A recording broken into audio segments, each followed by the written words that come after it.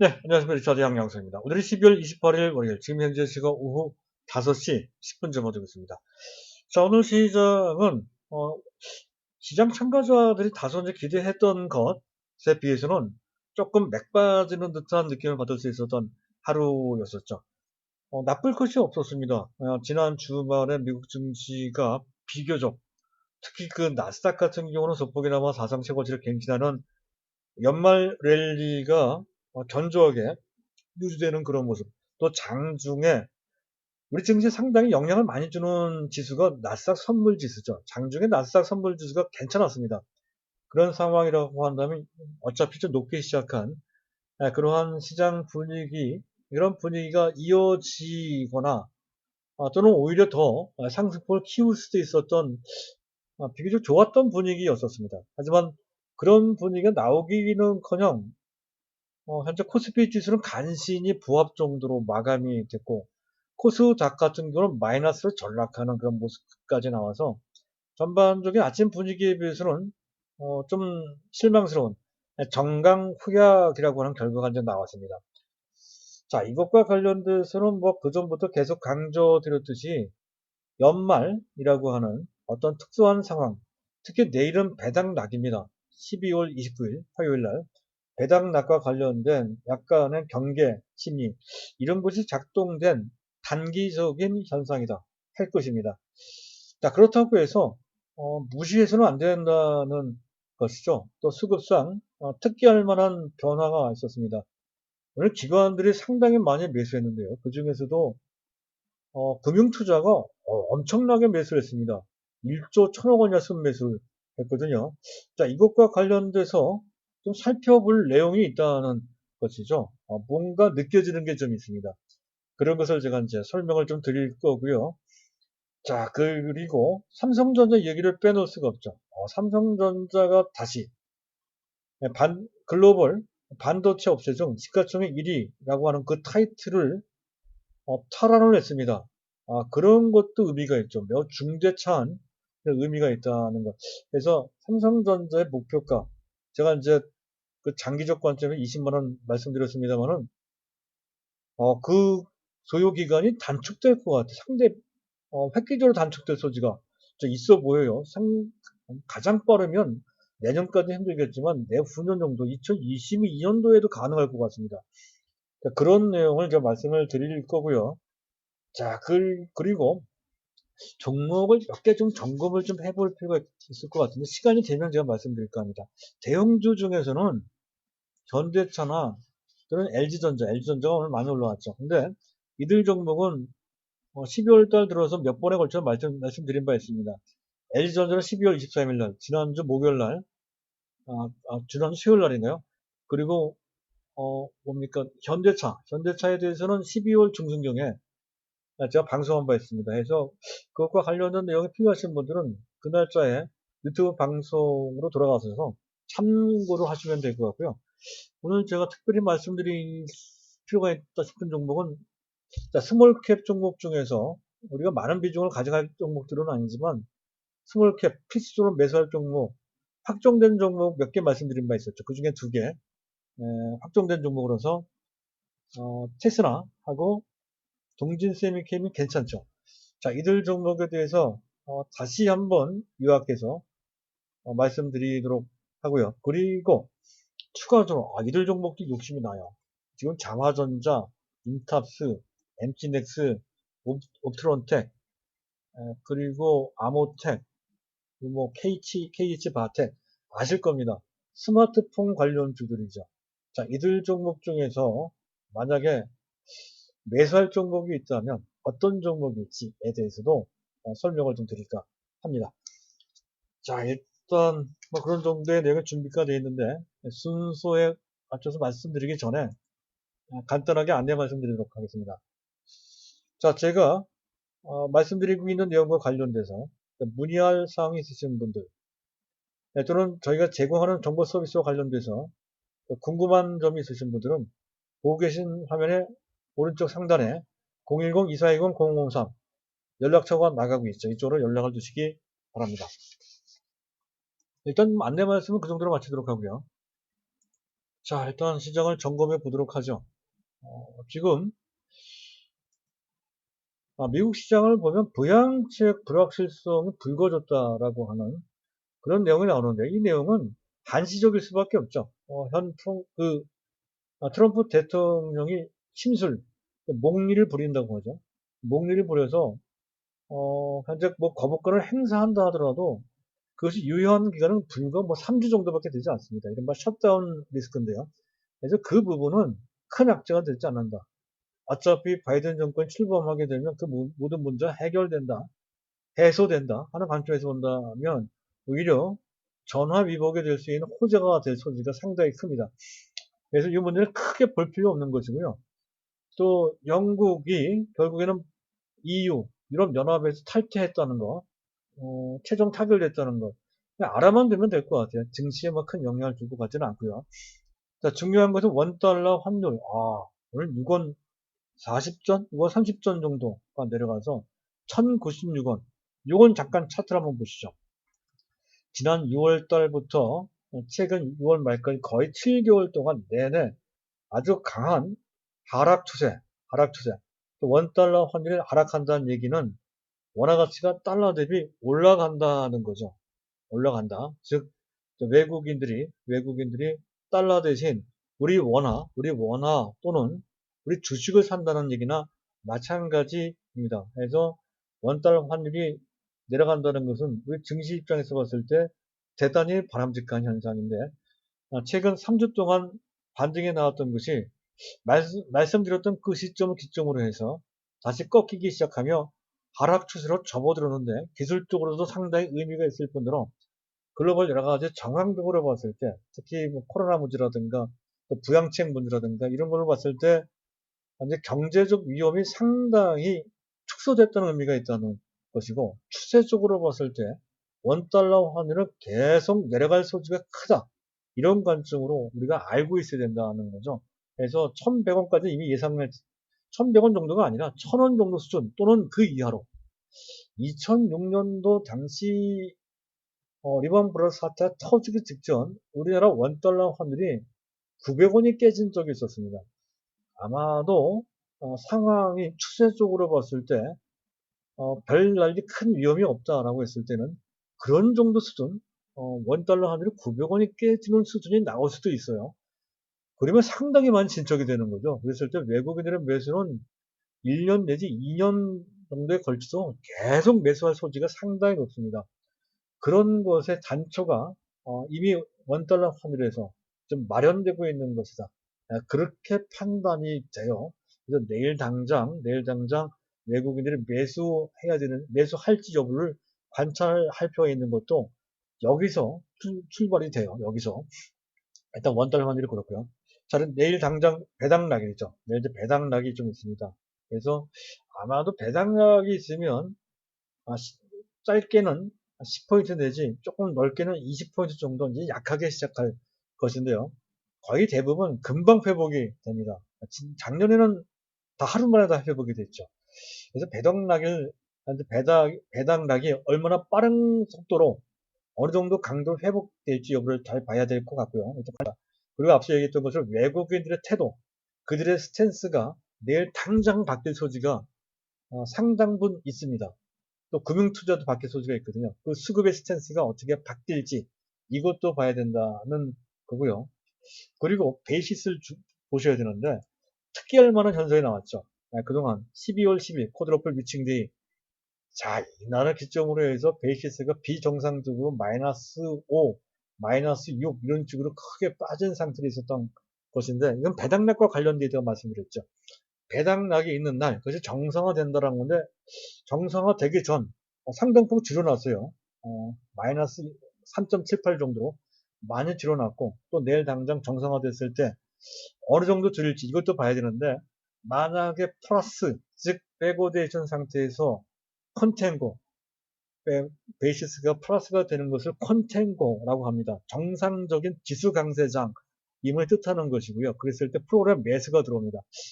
자, 여기까지 아시면 조금 깊이 하시는 건데, 특히 삼성전자 등의 종목을 하실 때에는 이런 베이시스까지는 반드시 알아두시고 만약에 단기 트레이딩을 하시는 혹이 있다고 하면 더욱더 중요합니다.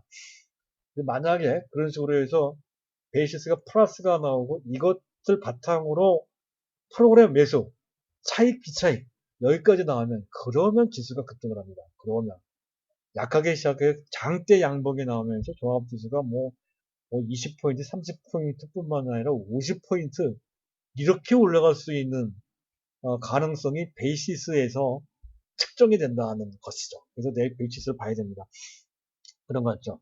추세적으로 봤을 때도 베이시스가 어느 정도 형성이 되는지 정상화된 베이시스가 이걸 봐야 된다는 거죠. 이걸 좀 반드시 보시도록 하고요. 자, 그리고 시장 점검할 때 수급을 먼저 봐야 됩니다. 수급만 보면 되겠네요. 오늘 보면 이게 이제 지금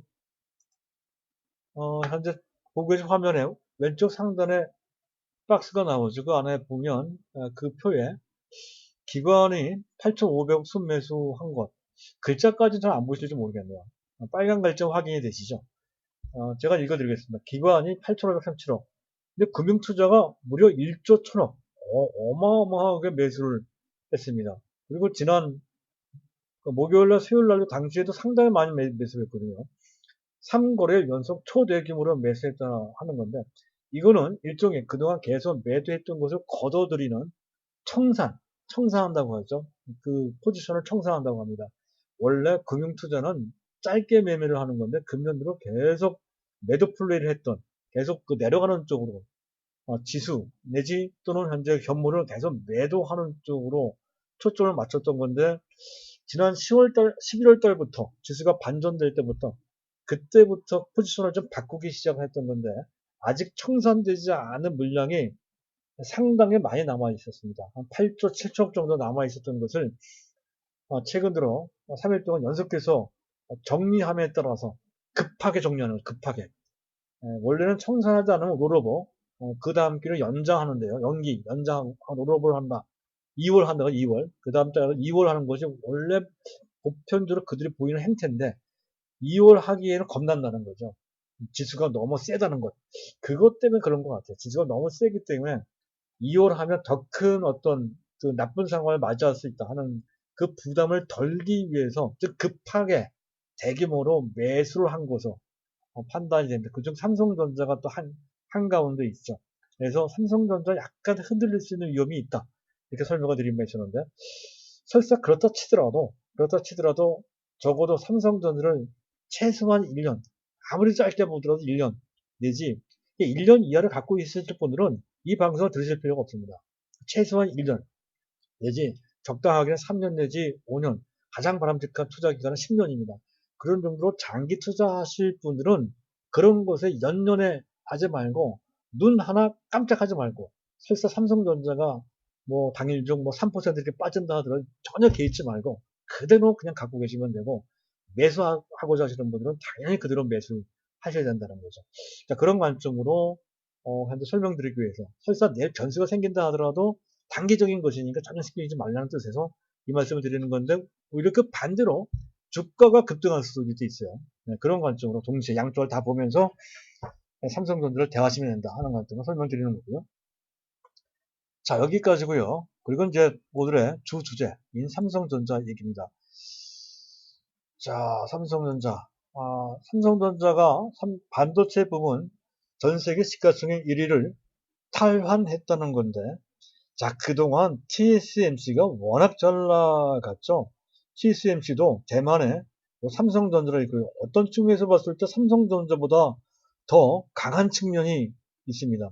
시가총액이 518조라는 건데 삼성전자가 이번에 많이 올라와서 524조.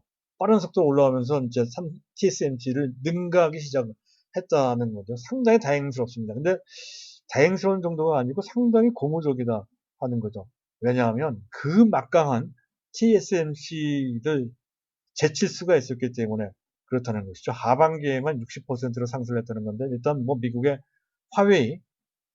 미국이 중국의 화웨이를 규제를 했다 하는 것 때문에 오히려 그 TSMC가 반사이익을 받은 측면이 실적 측면에서 실적이 어마어마하게 좋습니다. 놀라운 것은 영업이익률인데요. 영업이익률이 무려 35%에 근접합니다. 35%. 근데 더욱더 무섭고 놀라운 것은 그 아주 높은 영업이익률이 근 10년 동안, 최근 10년 동안 거의 변함이 없어요. 계속 30%가 넘어갑니다. 그만큼 그 시장이 안정적이고, 그만큼 TSMC가 경쟁력이 탁월하다는 거죠. 그만큼 TSMC가 대만에서도, 현재 대만의 우리보다 경제 사이즈가 작은 대만이 그런 정도의 세계적인 기업을 갖고 있다는 것만큼 TSMC는 대만의 삼성전자 이상의 위상을 부과한다 할 정도의 막강한 파워를 갖고 있는 업체가 바로 TSMC입니다. 그 TSMC를 삼성전자가 제치기 시작했다는 것이죠. 특히 최근 들어 애플의 아이폰이 상당히 인기가 있는데요. 이 애플의 아이폰 AP, 어플리케이션 프로세스입니다. 프로세서. 이거는 그 스마트폰, 아이폰의 두뇌 칩이라고 생각하시면 됩니다. 두뇌 칩을 위탁 수주를 받아서 그것을 다 싹쓸이 수주를 해서 막대한 수익을 챙길 수가 있었다 하는 것이죠. 그런 정도 경쟁력이 셌다 하는 것이 거기에 상당한 어떤 뭡니까 모멘텀을 받고 주가가 이제 많이 올라왔다는 거죠. 자, 그 막강한 삼성전자 이긴 배경이 있죠. 이 점은 그 전부터 많이 설명을 드렸기 때문에 간단하게 설명을 드릴까 합니다. 일단 파운드리 부분에 있어서 여전히 TSMC의 전체 시장 점유율 대비 3분의 1 정도로밖에 되지 않습니다만 빠른 속도로 추격을 하고 있다는 것이죠. 퀄컴, 엔비디아, 최근에 계속해서 이딴 수주를 받고 있다는 것도 그렇고 그 대상이 세계적인 IT 공룡들이고 그 범위도 뭐 CIS, 이미지 센서뿐만 아니라 GPU, 그래픽 카드 뭐 이런 쪽으로 계속 확대되고 있는 데다가 거기다가 또 통신칩, 퀄컴에도 한단 말이죠. 통신칩까지 그리고 IBM뿐만 아니라 또는 인텔에까지 현재 수주를 받을 소지가 높다. 물론 IBM 이미 수주를 받은 바 있고요. 그런 얘기가 계속 그런 전망이 계속 나오고 있습니다. 그래서 그 수주 대상, 그 수주하게 되는 그 섹터, 그 영역의 범위가 다변화되고 있다는 것이 의미가 있다는 것이고, 그리고 금년이 그 비메모리 반도체 및 그 파운드리 부분이 성장하는 초입 단계라는 것이죠. 내년부터 본격적으로 수주가 확대될 수 있는 단계에 접어들었다는 것도 그렇죠. 그리고 누가 뭐래도 반도체. 자, 반도체의 D램 가격이 금년 11월 달까지 내내 내려갔었습니다. 하지만 11월 달을 마지막으로 해서 바닥으로 해서 12월 달부터 턴 어라운드 된 소지가 상당히 높다는 것이죠. 아직 반도체 DDR4 가장 많이 쓰이는 또 표준이 되는 DDR4 PC용 D램의 가격이 아직은 안 나와 있는데요. 좋게 나올 것 같아요. 그래서 금년에 바닥 12월 달부터 돌아서기 시작해서 내년부터 상당히 빠른 속도로 반도체 D램 가격이 올라간다는 건데 상상을 초월할 정도로 빠르게 올라갈 소지도 높아요. 현재 공급 조절하기가 어려운 장치 산업인데다가 수요는 또 빠른 속도 는다고 했죠. 공급은 또 빠른 속도 늘지 않습니다. 그래서 현재 빠른 시간 내에 수요가 공급을 초과하는 상황이 나오고 또 장치 산업의 속성상 또 공급은 보이지 않는 암묵적 카르텔이라고 말씀드렸어요. 그런 것에 의해서 공급이 늘지 않는 그런 구조적인 상황과 연결되면서 굉장히 빠른 속도로 놀라운 속도로 반도체 D램 가격이 2배, 3배 막 올라간 소지가 높습니다. 그랬을 때 내년이 원년이 된다는 것이죠. 그래서 그러한 슈퍼 사이클이 내년부터 출발을 해서 한 2년 내지 3년 정도 또는 그 이상 지속될 소지가 상당히 높아요.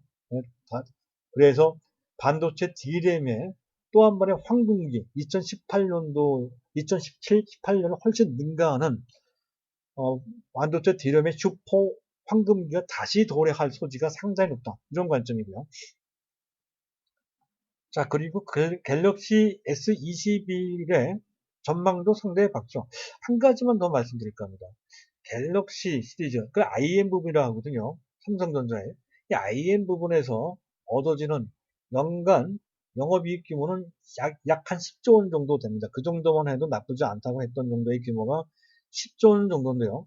지금 현재 갤럭시 S21의 시장 반응이나 전망이 비교적 양호합니다.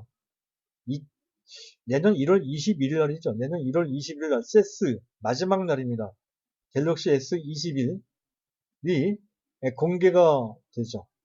그 부분에 대한 전망이 비교적 양호합니다.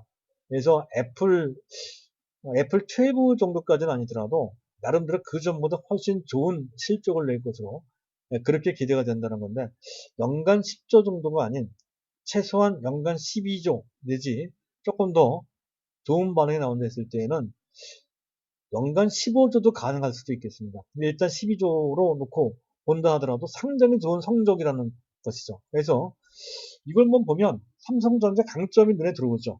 사업, 사업 포트폴리오 완성도가 상당히 좋습니다. 반도체만 하더라도 지금 비메모리 반도체가 있고 디램이 있고, 또 비메모리 반도체도 칩 분야가 있고 또 파운드리 분야가 있단 말이죠. 이렇게 세 분야에서 제 역할을 할 것이고, 특히 내년도에 훨씬 좋아질 것이며, 그리고 현재 그리고 IM 부분이 있죠. IM 부분, 아까 얘기했던 스마트폰 부분이 있단 말이죠. 그런 부분. 그리고 디램 쪽도 보면 낸드 부분이 또 있다면, 낸드 부분도 내년부터 실적이 상당히 좋아질 수가 있습니다. 이런 부분, 또 그 외에 소비자 가전 부분도 나쁘지 않을 것으로 판단이 됩니다. 이런 부분. 그래서 사업 포트폴리오의 완성도 측면에서 봤을 때 TSMC와는 비교가 되지 않고 자체적으로도 그 수준이 상당히 좋아질 것이며, 각 부분 내년 실적이 상당히 좋아질 것이다. 예상되는 그런 상황입니다. 그런 측면. 그리고 주주 환원 정책, 2017년도에 약속을 했던 그 부분이 3개년도에 주주 환원 정책을 특별 배당까지 다 포함해서, 또 자사주 매수가까지 다 포함을 해서 요번 한 번 더 하면 마무리가 되는 것 같은데요. 하지만 여기서 끝일 것 같지가 않습니다. 계속 주주 환원 정책에 대한 기조는 계속 유지할 소지가 높다 하는 것도 배경이 될 수 있을 것 같고요. 그리고 또 한 가지 중요한 것은 지금 삼성전자 보유한 현금성 자산이 100조가 넘어갑니다. 거기에다 원화까지 강세를 보이고 있잖아요. 그러니까 지금 오픈 이노베이션이라고 하는 그런 슬로건을 건 상태 하에서는 조만간 초대 규모 M&A를 할 소지가 상당히 높다는 거예요. 그동안 거의 3년 동안 하만 이후에 2016년도 말에 하만 이후에 초대 규모 매수한 적이 없습니다. 인수한 M&A가 없었다는 얘기죠. 그래서 이번에 그런 에너지가 비축한 상태에서 글로벌 합종 연행이 아주 치열하게 진행되고 있는 것과 결부해서 삼성전자가 초대 규모 M&A를 할 소지가 상당히 높은데, 그 대상 중에 하나가 바로 세계적인 차량용 반도체 업체 NXP라는 것이 물망에 오르고 있습니다. 그래서 전실적으로 말이죠. 그래서 그렇게 된다라고 했을 때는 이것도 큰 호재가 된다는 거죠. 자, 그래서 삼성전자가 그런 배경 때문에 앞으로도 반도체 부분에서 계속해서 글로벌 1위를 할 것으로, 독주할 가능성이 상당히 높다는 것이고, 더 나아가서 원래 삼성전자 장기적인 목표가 20만 원을 제시를 했을 때 그 달성할 수 있는 소요 기간을 제가 5년 봐드렸습니다. 2025년. 2025년까지 갈 필요도 없죠. 그래서 3년으로 압축을 시켜드린 바 있었죠. 3년. 근데 이런 정도의 상황이면 3년까지도 잘 안 걸릴 수도 있다는 판단이 좀 드네요. 그래서 내년에는 반도체 영업이익만 금년 20조 거쳐서 내년에 30조, 전체 영업이익은 최소한 45조 내지 50조. 그렇게 될 소지가 높고, 그리고 내후년에는 거의 60조가 될 것 같습니다. 만약에 내후년에 전체 영업이익 60조가 된다 한다면 사상 최고치고, 한 전체 EPS 부분 다소 못 미치지만 성장성이 있다는 이유로 해서 그때 20만 원 정도의 가격으로 평가될 소지가 상당히 높을 것으로 기대가 됩니다. 그렇게 되지 않는다 하더라도 크게 나쁠 게 없으니까, 그런 가능성이 있다는 것만을 있다는 것만을 알고 있어도 좀 마음이 좀 뜨뜻하지 않을까 싶어서 그런 말씀을, 너무 허망된 얘기는 아닐 겁니다. 그래서 제가 굳이 이런 말씀 드리고 싶은 거예요. 그래서 굳이 뭐 갖고 있을 굳이 어차피 중장기적으로 계속 갖고 있을 터라면 그대로 갖고 계속 강조드리는 거고요. 자, 그리고 지금 테스나 시간이 좀 돼서 간단하게 말씀드릴까 합니다. 테스나는 전방 산업이, 전방 분야가 5G 하고요. 그리고 스마트폰입니다. 스마트폰. 조만간에 갤럭시 S10이 공개가 되고 시판이 되겠죠. 그죠? 또 비메모리 반도체 중 또 5G는 빠른 속도로 성장하는 분야입니다. 또 내년도에 일본이나 미국의 중국의 모멘텀이 있단 말이죠. 5G 그 자체도 좋지만 또 테슬라 같은 경우는 비메모리 반도체에 사실상 국내 유일한 테스트 업체입니다.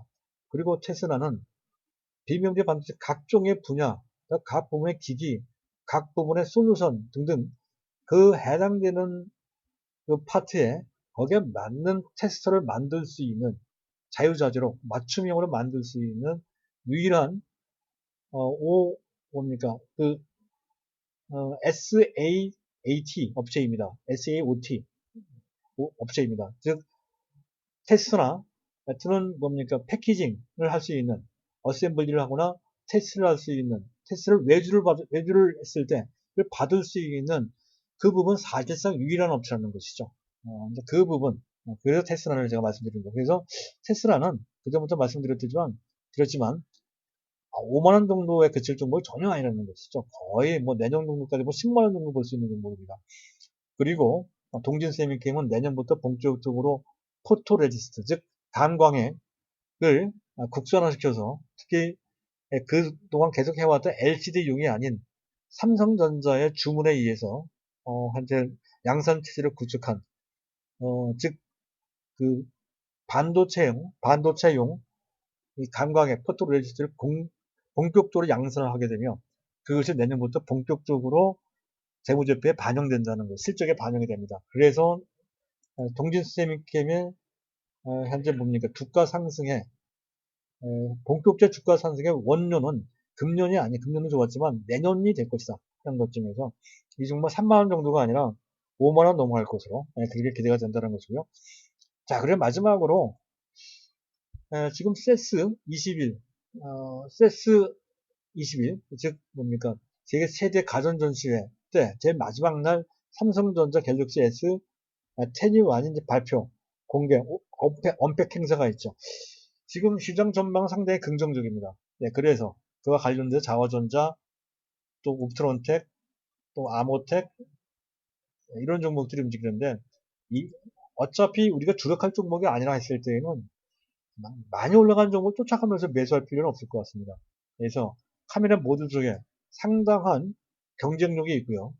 특히 자동차 카메라 모듈과 관련돼서도 상당한 의미가 있는 특히 현대차 납품을 한단 말이에요. 이 업체가.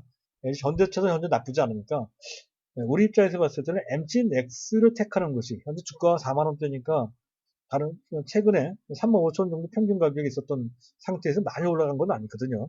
이런 정도 4만 원 정도 언저리면 충분히 매수해도 되는 그런 상태로 판단이 됩니다. 그래서 추가적으로 전체 포트폴리오에서 개별 종목 많이 가져갈 건 아니지만 그래도 한 종목 정도 추가할 수 있는 여유가 있다고 한다면 그것도 스마트폰에서 말이죠. 그러면 MCNX 정도를 선택해 보는 것도 괜찮겠다 싶고요. 단기적으로 봤을 때 목표 가격은 5만 원 정도 보는 게 합당할 것 같습니다. 자, 오늘 내용 여기까지입니다. 감사합니다.